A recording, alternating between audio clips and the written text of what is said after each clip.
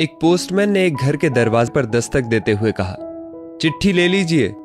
अंदर से एक लड़की की आवाज आई, आ रही हूं।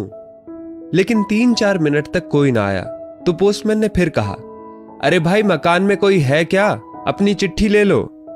लड़की की फिर आवाज आई, पोस्टमैन साहब, दरवाजे के नीचे से चिट्ठी अंदर डाल दीजिए, मैं आ रही हूं।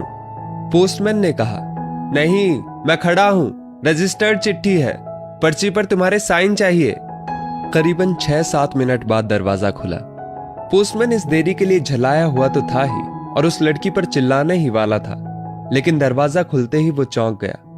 सामने एक अपाहिज लड़की बैसाखियों के सहारे खड़ी थी। पोस्टमैन चुपचाप पत्र देकर और उसके साइन लेकर चला गया। हफ्ते 2 हफ्ते में जब कभी उस लड़की के लिए डाक आती, पोस्टमैन एक आवाज देता और जब तक वो लड़की ना आती तब तक खड़ा रहता। एक दिन उसने पोस्टमैन को नंगे पांव देखा। दीपावली नजदीक आ रही थी। उसने सोचा, पोस्टमैन को क्या उपहार दूं। एक दिन जब पोस्टमैन डाक देकर चला गया, तब उस लड़की ने जहां मिट्टी पर पोस्टमैन के पांव के निशान बने थे, उन पर कागज रखकर उन पांवों का चित्र उतार लिया। अगले दिन उसने अपने यहां काम करने वाली बाई से उस नाप के जूते मंगवा लिए। दीपावली आई और उसके अगले दिन पोस्टमैन ने गली के सब लोगों से तो इनाम मांगा और सोचा कि अब इस बिटिया से क्या इनाम लेना, पर गली में आया हूं तो उससे मिल ही लूं। उसने दरवाजा खटखटाया। अंदर से आवाज आई, कौन? पोस्टमैन, उत्तर मिला। लड़की हाथ में एक गिफ्ट पैक लेकर आई और कहा, अंकल, मेरी तरफ से दीपावली पर आपको ये भेंट है। पोस्टमैन ने कहा, तुम तो मेरे लिए बेटी के समान हो, तुमसे मैं गिफ्ट कैसे लूं? लड़की ने आग्रह किया कि मेरे इस गिफ्ट के लिए मना नहीं करें।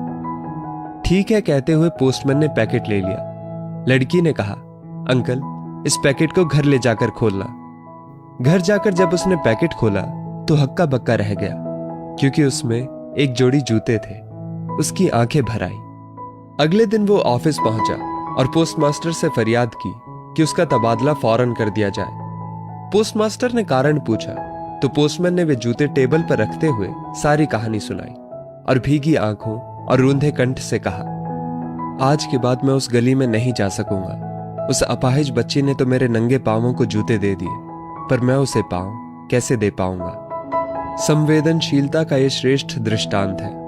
संवेदनशीलता यानी दूसरों के दुख दर्द को समझना, अनुभव करना और उसके दुख दर्द में भागीदारी करना, उसमें शरीक होना। यह ऐसा मानवीय गुण है जिसके बिना इंसान अधूरा है।